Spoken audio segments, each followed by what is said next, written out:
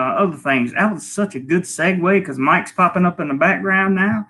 And let me put him on here and tell him what I've done so far. So, welcome, Mr. Mike. Aloha. What's going on? Nothing starts a good show with, God, that was a great segue. Good job, dude. I know it was a great segue. So, here's what's happened in the first 44 minutes, Mike. I basically described a future life you can have, even for the people that were. I'm trying to give people the people that can never afford to travel and don't understand the value that it brings to your life, the change that it makes in your life.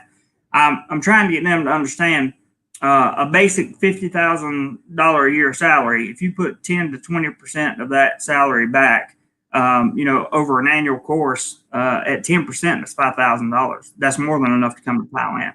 And yes, travel around. The whole put 10 to 20% away. A lot of times that's easier said than done. I 100% agree with you. I 100% agree with you. Appreciate that. Yeah. There's no question about it. But I want everybody. I want everybody to understand that these things are not impossible, because if they were impossible, I can assure you my happy white ass wouldn't be here. No, dude. I mean, not to, put a label, but I mean, average guys like you and me wouldn't be doing this, Exactly. It's, are you getting rain right now? It is torrentialdownpour.com over here right now. I just looked, and from where you're at in Bangkok, I think it's coming this way. Out my window, it's like nothing but dark blue skies. Yeah. Darkly, yeah. But here's the thing is that, now hold on, you're talking about save up $5,000 cash to go to for your first trip as a vacationer to Thailand? Yes. Oh, well, I mean, I understand, big, hairy, audacious goals are good to have for any organization, but I will submit to you that is unnecessary. I don't believe you need $5,000. I don't believe you do either. I was doing the highest, like I was assuming the highest Airbnbs, the highest hotels, the high priced flights, all that stuff. Yeah, you don't need $5,000, but I was trying to explain to people just how much you could get with a $5,000 vacation budget. Well, our buddy Stuck, I popped out the chat and I see he makes a very good, statement, which is unfortunately 50% of Americans make less than $30,000 annually. I didn't know it was that low. I didn't either. Either. But here's the thing, guys. What I think I would argue is that the sample size that Jeremy is addressing, let's, for the sake of argument, just take the number of people that already have a passport, because again, that's a very finite amount of people in America. So if we were to just take those people to get, I mean, again, once you've done it as many times as say Jeremy and I have, you can pretty much next finish your way to get a new passport. The first time you get it, you're probably like, I can see why my buddy Steve never got his passport. This is a pain in the, whatever.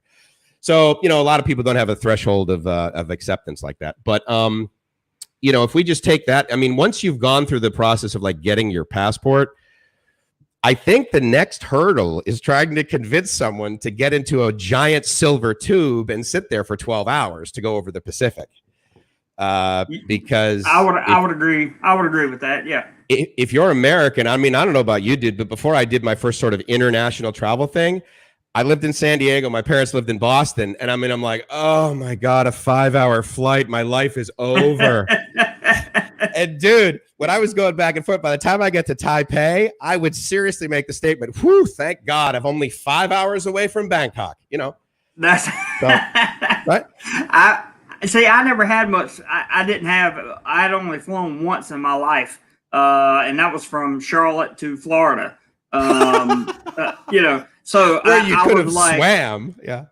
Yeah. I was like, I got on the booking site. I forgot who I used the first time I went, because the first international travel I had, I had one more international travel, but it happened. I was on a study abroad trip while I was in college. Nice. And went to Peru. So that was it was a 2-hour flight to Miami. Then we took a we took an old 757-200 to Lima.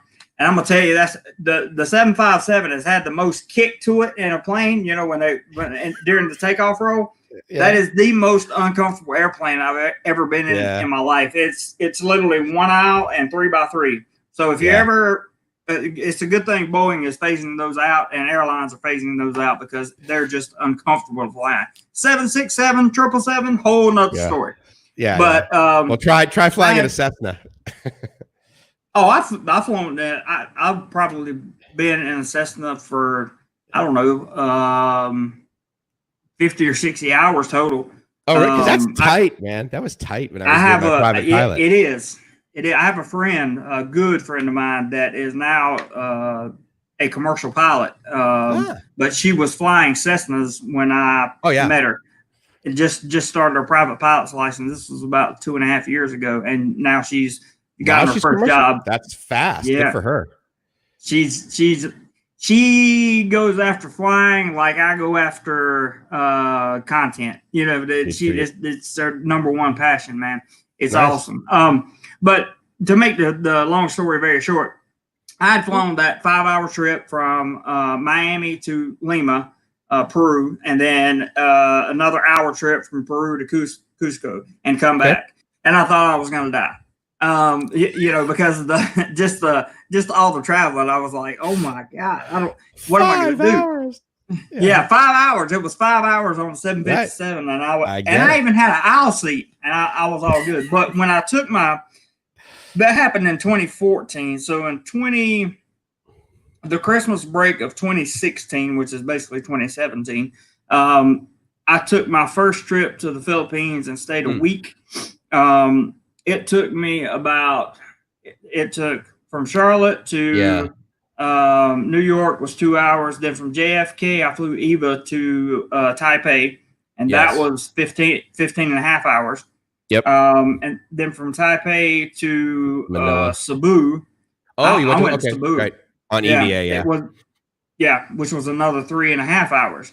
So by the time I got to the Philippines, I was pretty much wondering if life even existed anymore. The first one, I get it. I absolutely get it. I mean, at the end of the day, especially from the East Coast, the minute you step on that plane, basically your destination time, you've lost an entire day. I mean, you just have to. Oh, at least. Yeah. Well, I saw the sun rise and set twice on that flight. Totally. And people, I tell people that, and they think I'm crazy. They're like, "What? How could that happen? How could that happen?" I was like, I was enamored by everything. But the worst part, this is something everybody needs to be cognizant of. You need to be totally aware. Going over there is going to be a little bit bad. If you stay hydrated, eat enough, and get enough sleep, you should be okay on the way over. Coming back, you can stay as hydrated. You can turn yourself into a bottle of water, and you can turn yourself into tubes of vitamins and everything else. When you get back, you need to have at least 3 or 4 days before you go back to work or go back to your lifestyle, because the jet lag coming back is almost torture. Yeah, I will say that, and again, we're talking about the first trip, but like after a while, I mean, dude, believe it or not, I mean, I flew into Bangkok for long weekends before. I mean, I've done 4 days in, out, back, and then got back on it. Like I left, got here like on a Tuesday or a Wednesday, hung out here, did some stuff. Sunday, I'm back on EVA, taking that over to Los Angeles, and then I'm going to work the next Monday morning. So again, just like anything else, you get used to it. So then my question to you is, what made you go from, oh my God, this Peru thing is like the other side of the earth, to, I'm willing to sit on EVA for 15 hours between New York City and, I mean, what changed for you? What changed for you?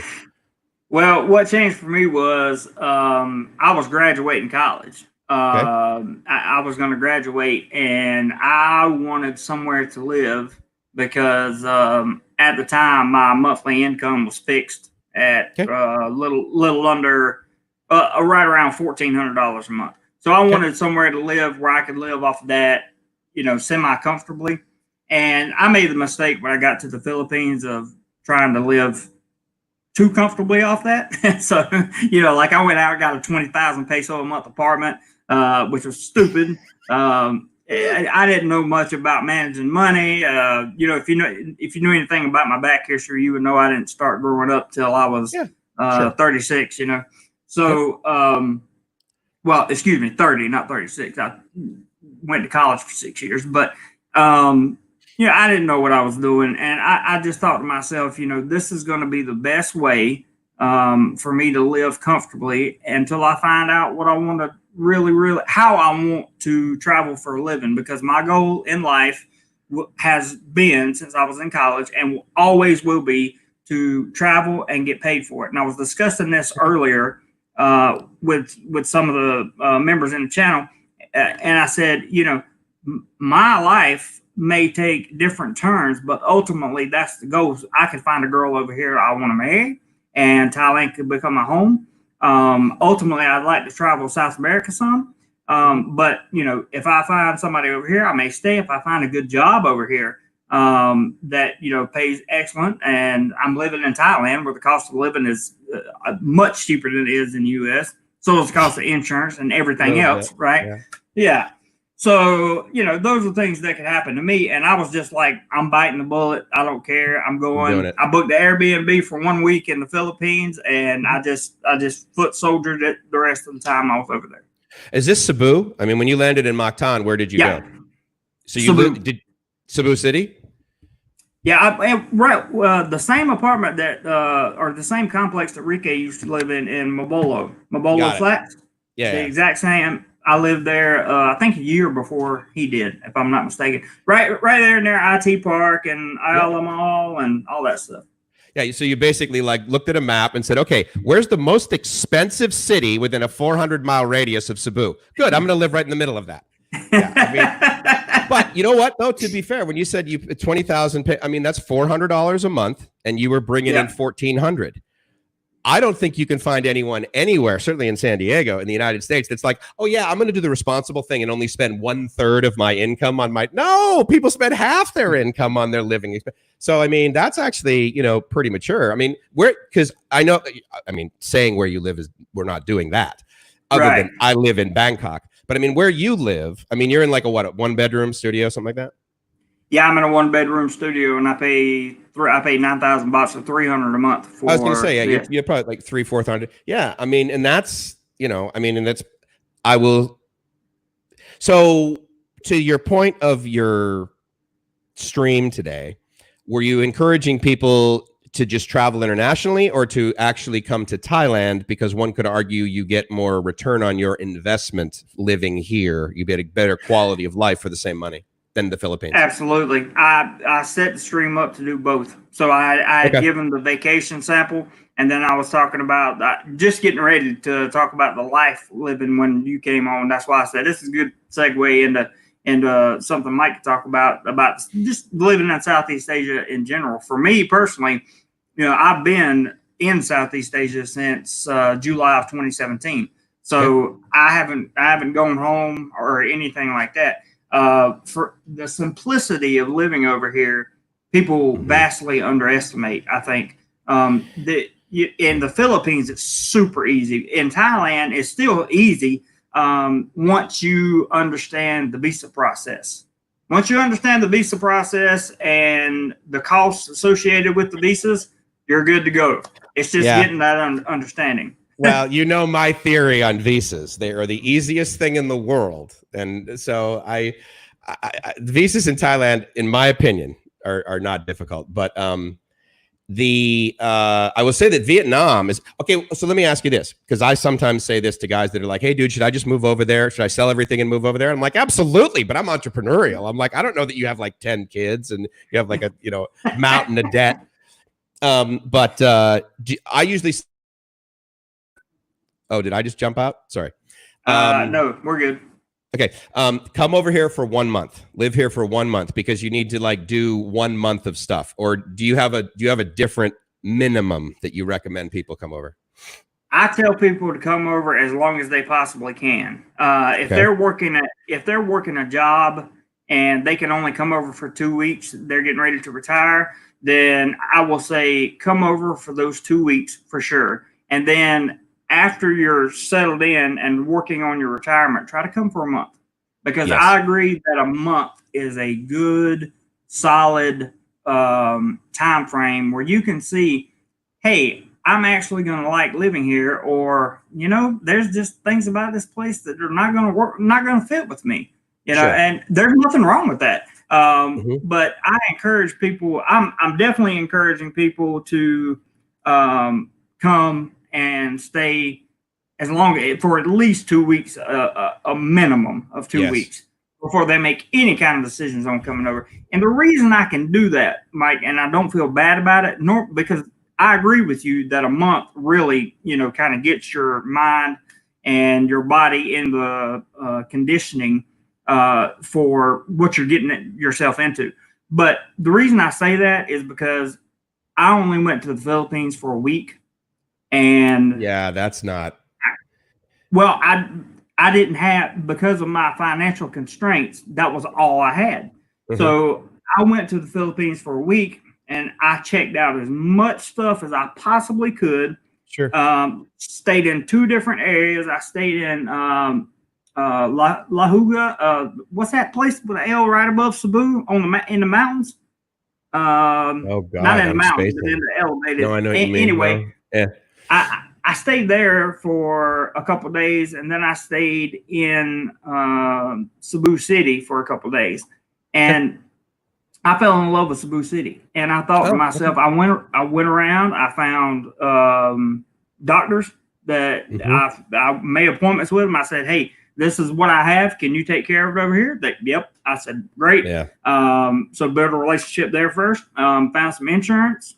I basically was working the whole week I was there, like working on my setup, and I felt comfortable enough to make the move. I didn't have any baggage at home, so there was nothing, no kids, no wife, no ex-wife, none of that stuff. And that's why I tell people, come as long as you can possibly stay for, and a month it should be the minimum. I agree with you. Yeah, I mean, there's a lot of things that happen in a month too. I mean, the problem is, here's the thing that I actually, so that's my like sort of minimum, meaning like if you think you're going to really like come over, my recommendation is to come over here a few times throughout the year. Because like when I live in San Diego, like the weather is the same every single day. We call it paying the sun tax. But if you like live in New England, my parents got an inch of snow yesterday. Okay. So my point is that there is an environmental thing that you're going to have to get used to over here. If you come over here in December and you're like walking around, you're like, oh my God, the weather over here is beautiful. But you don't like humidity. Well, then buckle up, dude, because once April shows up, you are a walking perspiration. And so you got to experience that.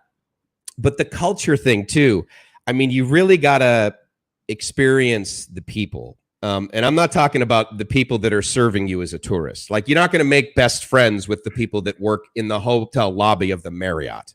They aren't. That's right. That's not. You need to be able to live elsewhere outside. Guys are always like, oh my God, how did you learn Thai? I'm like, I got a Thai girlfriend. That was the fastest way, And I also lived with her in her Thai village, where to the point where it was like I would walk down the street and everyone would be like, what is that? Right. That's what happened to me in the northern Luzon of the Philippines. Okay. Same thing. Yeah, absolutely. And it's kind of weird. Same thing happened to me in Siquijor. Like, I would be riding my motorbike and everyone would be like, what is that? I'm like, come on, dude. I'm right across Dumaguete's over there. There's so many white guys in Dumaguete. But the other thing too is that, I mean, there's a different. One of the biggest things that just blew me away when I came to Thailand was the cost. Because, again, Charlotte is not inexpensive. Right. San Diego is expensive. So the delta between, I'm going to tell you right now, my monthly nut in San Diego was $6,800. Can you imagine? Just picture if I walked up to you and said, hey, dude, how you doing? I just moved to Bangkok. I'm only spending about $6,800 a month. You would be like, what building do you own on Sukhumvit? Exactly. I mean, it's just a ridiculous amount of money. And so you got to kind of get used to that, because when I first came over here, I was still spending US dollars. Wow. So meaning in my mind, like, I mean, I was obviously exchange right, it back. right. But when people I would be like, oh, how much is this? They're like, oh, that's like 1,300 baht. I'm like, that's nothing. Whereas now I walk down the street and I'm like, I don't know, 110 baht. That sounds a lot. Like people are like, you cheap. You know? No, I do the exact same thing. And I think that process happens with pretty much everyone who has not been in a place long enough, or not necessarily long enough, but has not experienced the culture enough. Because when I went to the Philippines and when I came over here, I was spending US dollars. Because it takes a while for your brain to comprehend. It's like looking at miles versus kilometers. Kilometers. You know, it takes a while for your brain to say, oh, 2 kilometers away. Okay, I know relatively how long that's going to take me to get there and how far it is. But it takes a long time to get that. Same thing with currency exchange values, right? Because we're used to the dollar. And you come over here and you find out that you get 30 dollars or baht, right? Yep. 30 baht ish for each American dollar you have, and you think, wow, I have a lot of money. So just my point to my community was, don't set yourself up in a 20,000 baht a month apartment unless you've got plenty of funds to go with that, because you don't want to spend unless you're going to stay at home all the time. Right. There's a lot of people that ask me, let me say this and I'll let you have it. There's a lot of people that always continuously ask me, you know, how much do I need for this? And how much do I need for 3 weeks? How much do I need for 2 weeks? How much, my answer is as much as you want to spend. Yeah. That's my answer. Go ahead, take it away. The easiest sort of metric I tell people is because, what's the standard question to any YouTuber that's in Southeast Asia? What's it cost to live there per month? It's like, for the love of God. And my thing is, like, no matter where you are in the US, I would submit that you can take that amount of money and divide it by 3, and that will allow you to have a very similar lifestyle. Like, I don't have a cost of living. I have a cost of life. And that is, I want to live in a certain way over here. But I also submit to guys, especially like guys that are single or like just got out of a nasty divorce. And it's like, boy, wouldn't a 28-year-old really help my emotions right now? Yeah, for about 2 weeks. And then you're going to look at yourself in the mirror and say, oh, wait, this is an integrity move I need to revisit. But the point is that you need to do all that stuff. Like, I would say that, like, let's say we were talking to 20-year-old guys that just graduated from college on your stream here. I would say, here's what you need to do. You need to make, not intentionally, but what you need, the process you need to make money the most important thing in your life as a male. You need to make your job more important than your health and your mom and everything needs to be about stuff, so that you can walk through that and be like, okay, that's not the way I want to live. I hate that way. But you need to be able to go through that. And I say that because I'm like, look, dude, here's the deal. If you've been like doing any sort of research on the internet or something, and you're like, hey, what's up with this Pattaya place? You need to go to Pattaya and you need to basically spend like 200,000 baht, because you kind of like got to get it out of your system. You got to go through, because there is no way, any video, you need to live there for 2 weeks and you need to go through loving and then hating soy 6. You need to make a very educated decision on why you don't make new friends on Beach Road. Exactly. And you also need to go into, the Hilton, and you need to go into the mall there and be like, why is the exact same purse twice the cost of what it is in the United States? You need to have all those experiences. And I would submit you need to get them out of your system. And again, I'm basically talking to like single guys that are going to come over here and do what many single guys envision all of Thailand is like, which is totally wrong. But you need to go through that so that you can like drive to Rayong or drive down to Bang Sien or something like that and be like, okay, like every single woman I met here is not a hooker. Like, that's weird because what I see on the internet, and that's the only way you're going to be able to, I would submit, in Mike's opinion, that's the only way you're going to be able to like really figure out that like this works for you. I think that you make a very, very, very good point there. And one of the things that Medtech says, I'm hoping you're wrong. But there's, to me, when I came to Thailand, it's pouring down here now. But when I came to Thailand, I did all that stuff and had to work a job, had to stay, I went to patio on the weekends. I went to different nightlife venues in Bangkok when I first moved here. And I had the story of me first moving here.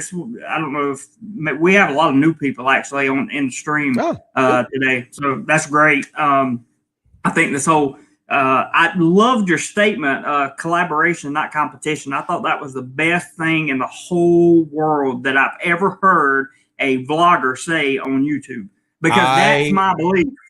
Let me tell you something. The only way I'm successful is because I'm not doing this by myself. And that applies to everything, whether you managed a gas station or whether you're a CEO or you have a startup or whatever. You're delusional. And the other thing too is that I got to make a ton of mistakes. But and what Jeremy's referring to is this Facebook group where we were going back and forth. And I actually posed the question, hey, there's this other vlogger and he doesn't have that. He doesn't have even 200 videos. He's got 71,000 subscribers and he puts out a video and he gets 60,000 views. And he's a lovely guy. I think he's a great guy. I'd love to sit down with him and have a smoothie. And Jeremy and I probably would if he came into town. But I'm absolutely. How is he getting these numbers? And Jeremy and I, if you haven't noticed, we kind of share the same positive outlook on life. I'm going to label you that way. Okay. And there was this other gentleman in there. He's like, oh, well, let me tell you, here's all the reasons why he's breaking the law and all that. And I'm like, dude, stop. First of all, I'm retired, so I'm not going to get into some high school nonsense. But then I lobbed over the net. I'm like, why are we competing with this guy? And they're coming up with all these theories. And I'm like, well, you know what I'm going to do? I'm going to send him an email and say, hey, buddy, how'd you get so successful? Exactly. Because people love talking about their success.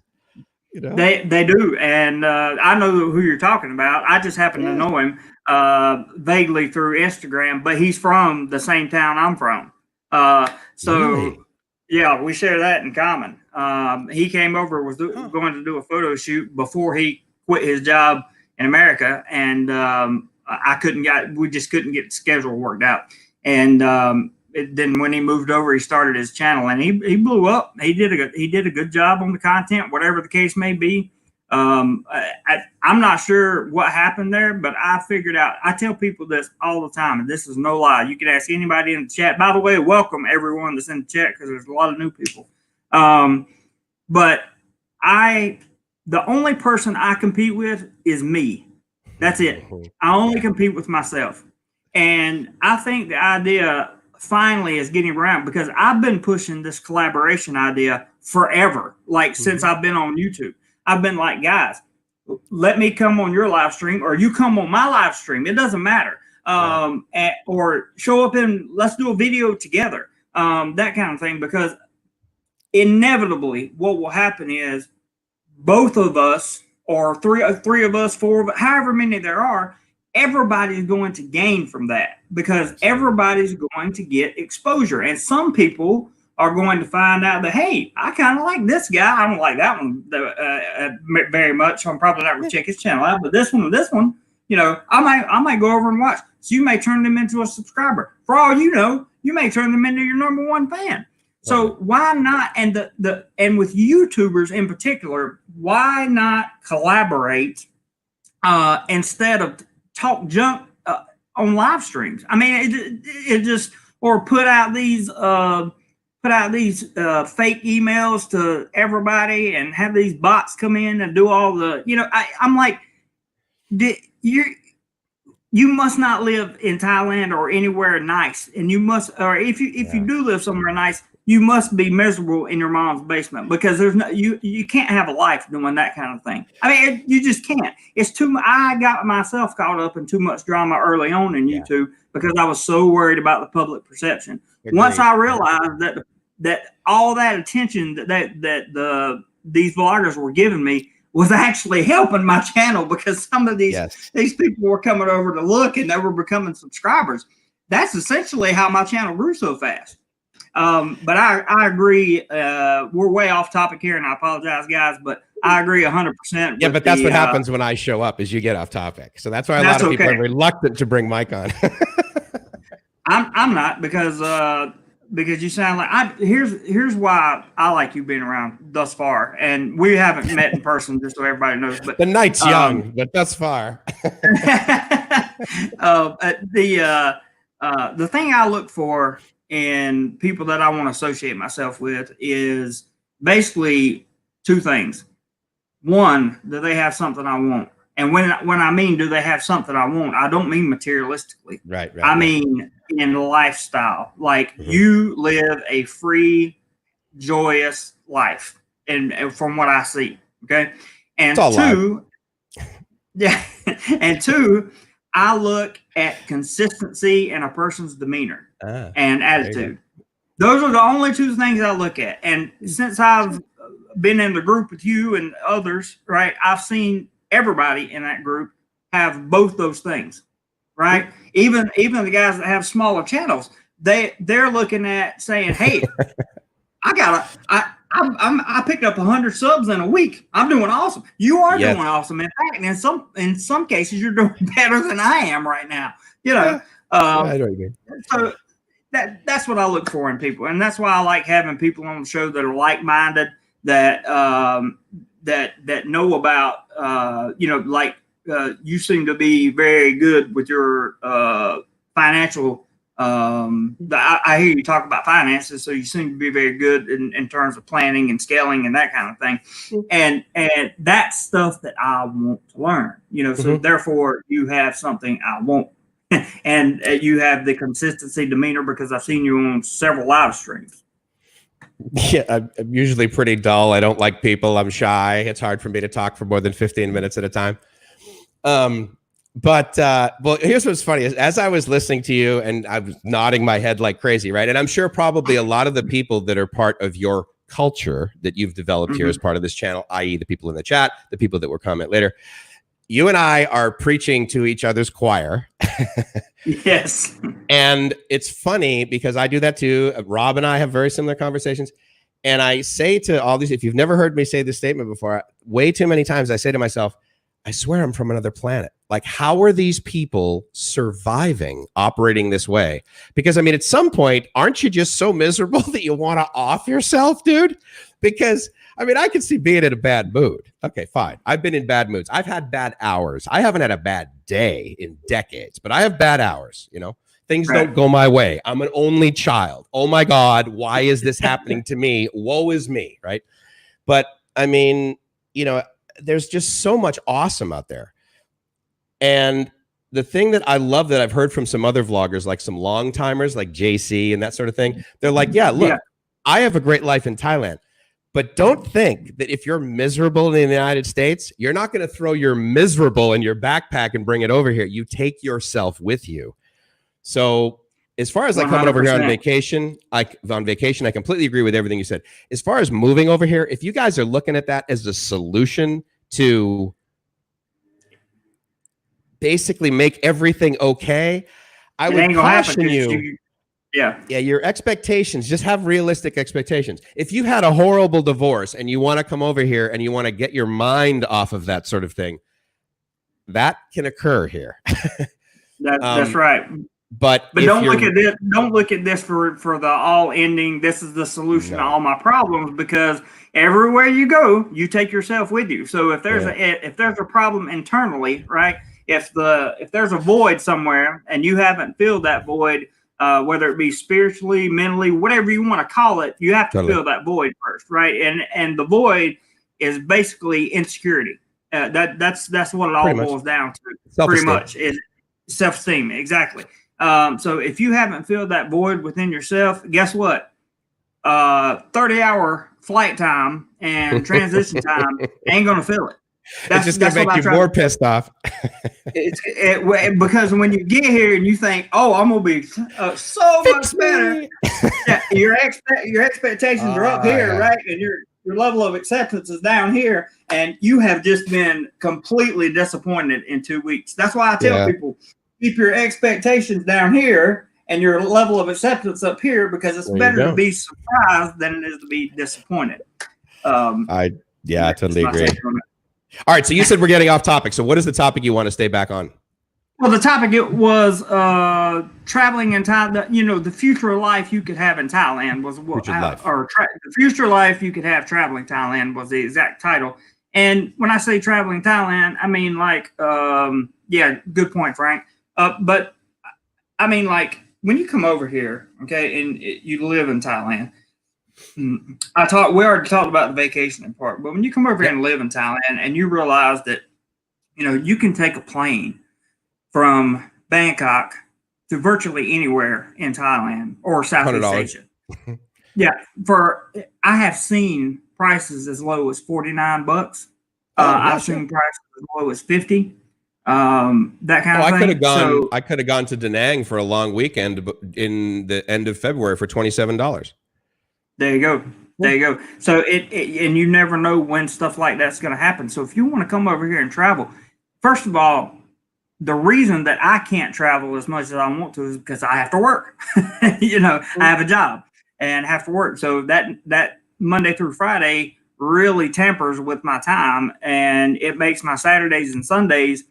You know, how far can I go out from Bangkok and still be able to produce?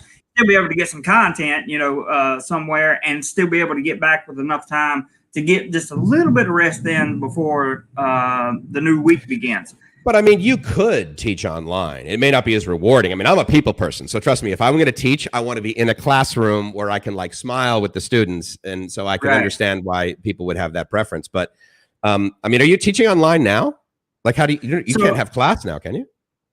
No, I work at a school that's a hybrid school, and it teaches both online. It's a very unique setup that they have, and I'm very appreciative for them. Totally. Especially since the stuff happened. We don't talk about it on YouTube, but since the stuff happened, they've been very good to the employees, and I appreciate that very much. But teaching online, I could do as long as I have a work permit. The kicker is to have a work permit. You have to have a job to get that work permit, because you're going to have a non-B visa. Then you're going to have to get that in 1 year. Then you're going to have to get the work permit to go with it. And yes, I could teach online, but as a secondary source of income, but I couldn't just teach online. Like I still have to do my job, or I don't have a work permit.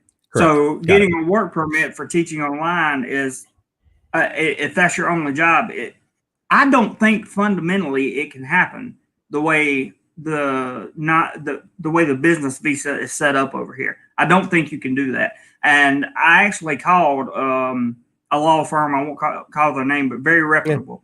And they told me basically, they told me exactly what I just told you. Okay. Which is like, if you start seeing some flashes, guys, that's lightning and thunder in here. Don't worry. Nah, it's just charisma. That's what it is. But you know, what are your thoughts? So my thoughts are actually, one of your guys made an interesting comment about, you know, I'm going to go over there, I'm going to retire in the Philippines, and life's too short, and that sort of thing.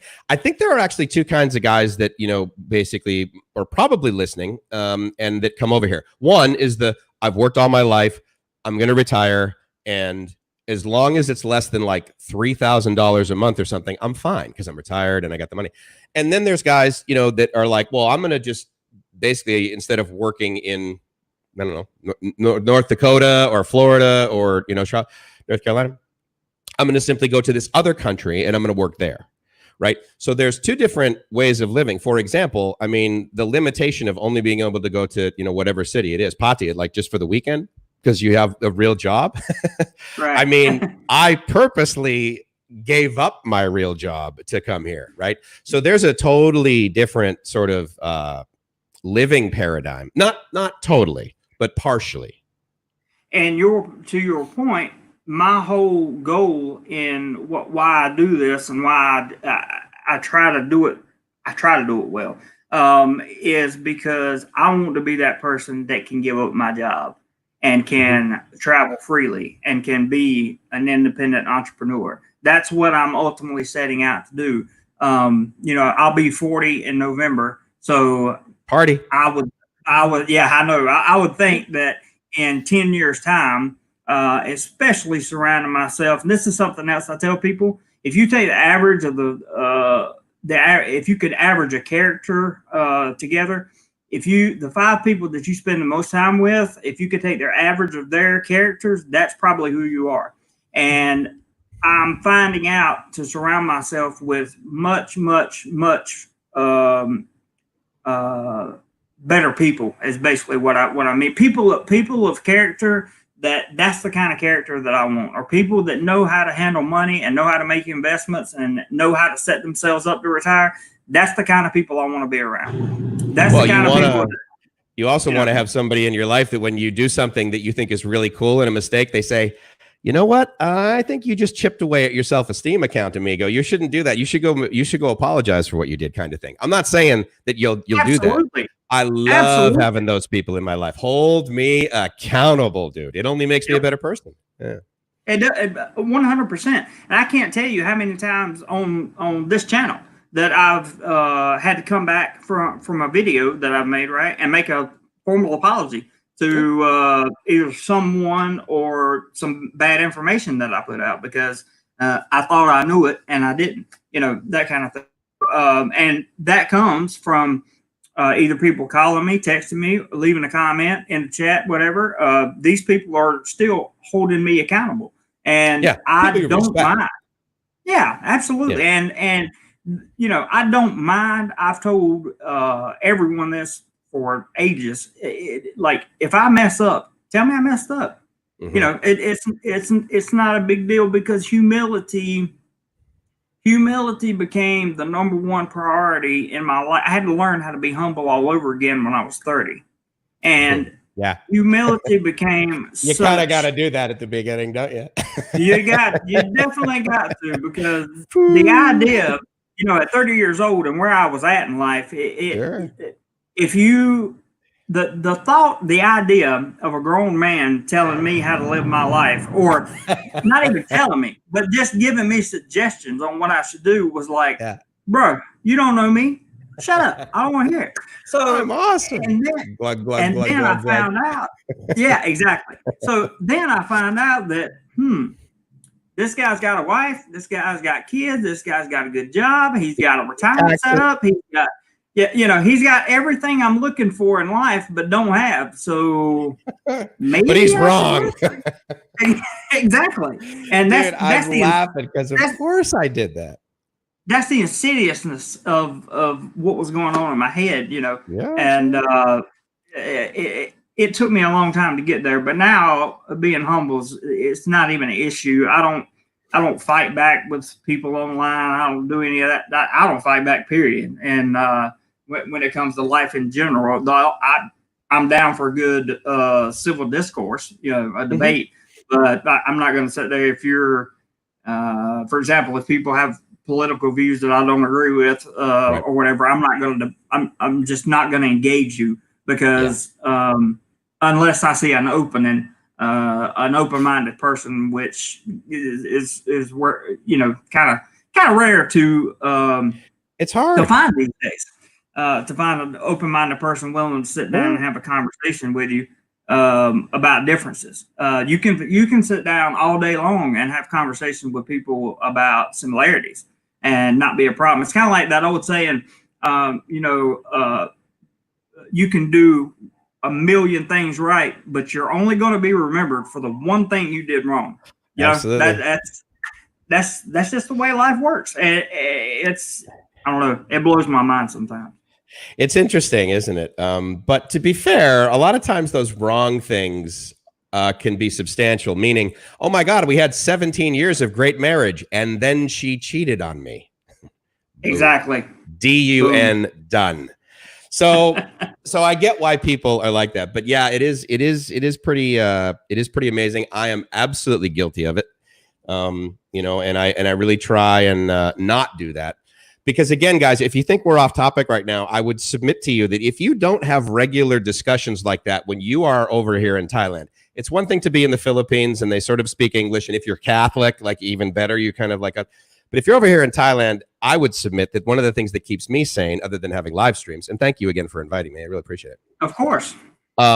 Is that you kind of got to look introspectively, because you're not going to, first of all, if you ask a Thai person, oh, am I doing this right? They'll be like, oh yeah.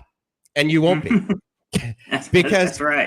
they're not gonna make you feel bad. You think the saving face internally is the only thing? Absolutely not. They want to save your face too. And so if you like walk outside, do these jeans make me look fat? No. Oh my God, you are the thinnest person in the world with those jeans on.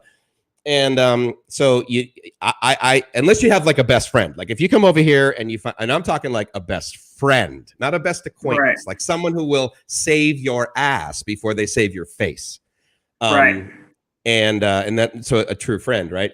And finding those over here is difficult for a couple of reasons. A lot of expats don't necessarily become expats because they want to make the world a better place. A lot of them become expats because they're like, screw this. I am done. I got to get over there. And then they come over here, and I've even seen it. I'm standing in line to get a movie ticket, and of course, lobs over the net. Oh my God, I can't believe they do it this way. They would never do that in America. And I'm like, dude, guess you're not in America. You're not in America. You are a guest in their country.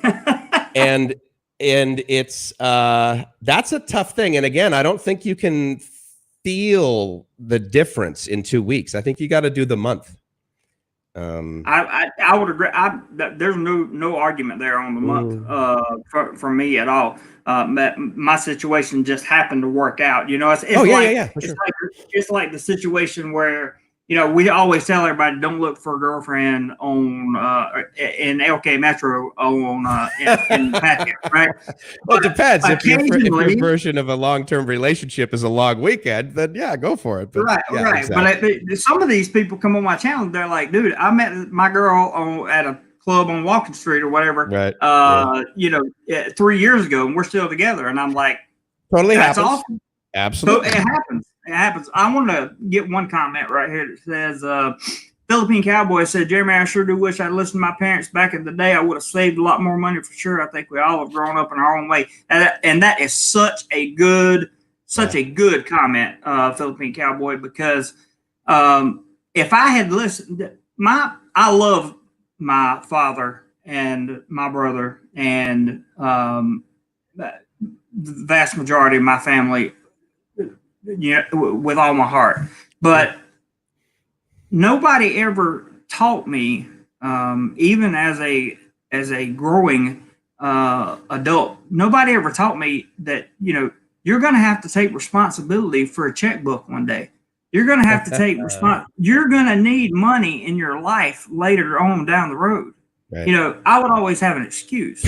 and exactly. And they were like, you need to save money now, because I never understood the coin term, you know, a penny saved is a penny earned. I didn't understand that. And for a long time, I was like, that's not true. But there was a Philippine vlogger. I can't remember his name. He lived out in the boonies somewhere, and they farmed, him and his Philippine girlfriend, for a living. And he told me that one day, and for some reason, it clicked. You know, it was like, I can see that. And now that I've started to save money, and actually have, you know, to me, I remember when I had $2,000 in the bank saved. All my bills were paid, and I had $2,000. This was just, I don't know, 6 months ago maybe. I had $2,000 in the bank, and all my bills were caught up. Everything was caught up. I had purchased everything for the month, and I thought, my God, it feels so like the stress off of you, right? I was just like, oh, I'm free. And here it is time. Now I got a little bit more than that saved up. I'm getting ready to buy a camera, because I've been not wanting, but needing, if I'm going to continue this channel, I need a new camera. And I've been needing it for a while, because my other cameras are either broke or cannot do what I need them to do. Mm-hmm. And so that this month of May, they happen to have the camera that I want $200 off. So over here, Nice. that's going to substantiate quite a bit. And then in June, my insurance will be due up, so that'll be roughly about $1,300 to $1,400 for my another year of insurance.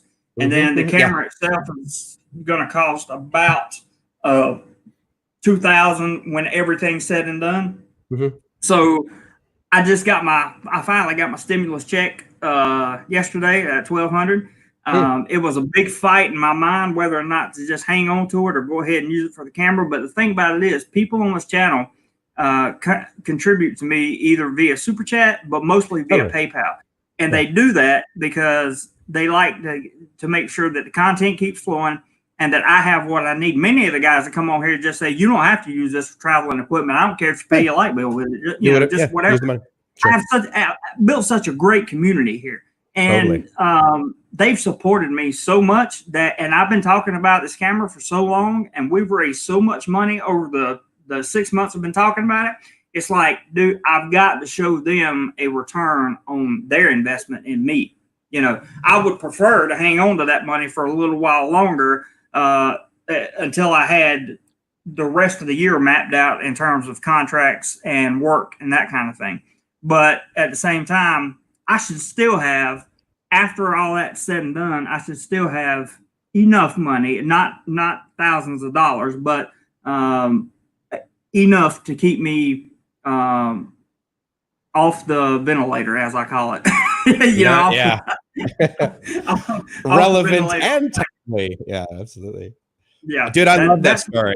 I'm going to label it this way. If any of you guys in the chat or anyone listening to this now or afterwards, whatever, if any of you guys are looking for a story to describe integrity, repeat everything that Jeremy just said about using the money that you gave him for his camera. That's my judgment. Man. Thank you. Thank you. I appreciate that because I recognize integrity in people, and I love it when they recognize it in me. And it's definitely integrity is something that, I never believed that percent. We're off topic. It doesn't matter. We're just talking. Welcome to Life with Mike's off topic. Well, this is such a healthy conversation to be having, and it's really good. My focus became with integrity. I didn't realize integrity had so many aspects to it. I didn't realize that there was. It's not a binary. Yeah. It's not binary. There are no ones and zeros. It's integrity consists of several things for me. This is how I define integrity, and that is practicing spiritual principles in the middle of chaos, even when it doesn't seem practical. And when I say spiritual principles, I don't mean like religious principles, right? I mean like humility, restitution, self-awareness. Those are all types of spiritual principles. I'm having a total brain fart right now. Sometimes they come in buckets of 12, but what do I know? That's right. But for me, integrity is just doing. Really, if you want to boil it down, here's the simplest way I can define integrity. Integrity is doing the right thing when nobody else is looking. That's the way. That's the way I kind of define it. So am I the same person in life that you see on the camera? Not exactly, but pretty damn close. And that makes me feel good about myself. And if you meet people, or if you hear people in the chat that have met me in person, you're likely to hear a lot about. That's the same guy you see on the camera. Only difference is I have a sailor's mouth and I curse a lot more out in real life. So that's probably a compliment for you. The one that I seem to always hear after people meet me and then they tell someone else, they're like, dude, he is the same way in real life, the way he is on the camera. Oh my God. It's like he really is that caffeinated. And I'm like, what do you think? I'm lying to you? What do you think? Is this an act? Like, I mean, Sorry, this has been, and isn't it, dude? Talk about so much easier. We don't need to remember anything because we never tell a lie. That's the whole premise behind where I came from with the in terms of the Philippines, because it went real bad in the Philippines for me with some expats over there that were just absolutely textbook definition of sociopaths. Oh, I know who. I know the scenario you're talking about. Textbook definitions, and that they had their girlfriends tell lies on me. They filed a police report, I think, is what I heard. I don't know. Yeah. I mean, it's just there is no integrity because there's no self accountability, and there's also no self worth. When there's no self worth or self esteem, that's when it's everybody else's fault always. And absolutely. That is not the kind of person I ever want to be. I don't ever want to be that person. Ever. I don't ever want to be the person where it's always got to be somebody else's fault. It has to be, there's an excuse for everything. I guarantee you, if I go up to a Thai police officer, or if a Thai police officer pulls me over on my motorbike and my registration's out of date, I can 100% guarantee you I'm not going to blame the police officer. Absolutely. You'll be like, oh, dude, yes, I absolutely know where you're going. I mean, and it's such a better way to live. Let me ask you this. The stuff that we've been talking about lately isn't necessarily a lot that gets talked about with expats.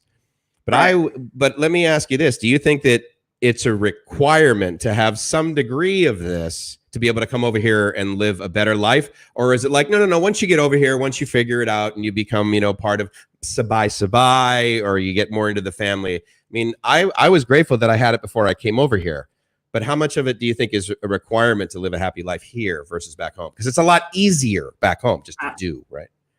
I think that is like asking the question of how much is the monthly cost of living. And what I mean by that is it already depends on how much of that you have built into who you are, to your character, before you come over here. I have seen expats come over here and adapt so quickly, so easily, so honestly, that it blew my mind. But the vast majority of expats that come over here are coming for the wrong reasons. Yeah. And I think it takes, if they're coming over here and they have any inkling of maturity about them and integrity about them, and they really want to stay here, at some point their mind will break. You'll break the bad habits. Well, I want to say untangible barrier that keeps you from making poor choices over and over again. Because once you realize that every decision you make has a consequence, whether it be positive or negative, you tend to start making much better decisions. And when you see, I'm a heavy believer in karma, or what goes around comes around. I believe in that very much. And I also think that once you see that if you do the right thing long enough, good things will start to happen for you. I believe that takes a person from the anti-social expat to the expat that's willing to learn. And when I look at expats that come over, my first priority is, are they set in their ways, or are they willing to learn? That's what I'm looking at, because you can't come to Thailand, the Philippines, anywhere else with that Western chip on your shoulder. You can't do it. I tell everybody all the time, your Western privileges end when you get on that airplane. Right. You're done. There is no more Western privilege, because if you think I'm lying, go out and cause problems with a Thai citizen. I guarantee you. Unwise. If you just joined the video when he made that statement, no, don't do that. I'm telling you, as a sample, right? Start a problem with a citizen of the country that you're in, and let's see who comes out on top. Let's see who has more privilege. Yeah, and that is just that's just a fact of life, man. It really is. Sorry, I'm reading Oh, good. I got a voucher for a female comprehensive hormone screening. Awesome. Well, I mean,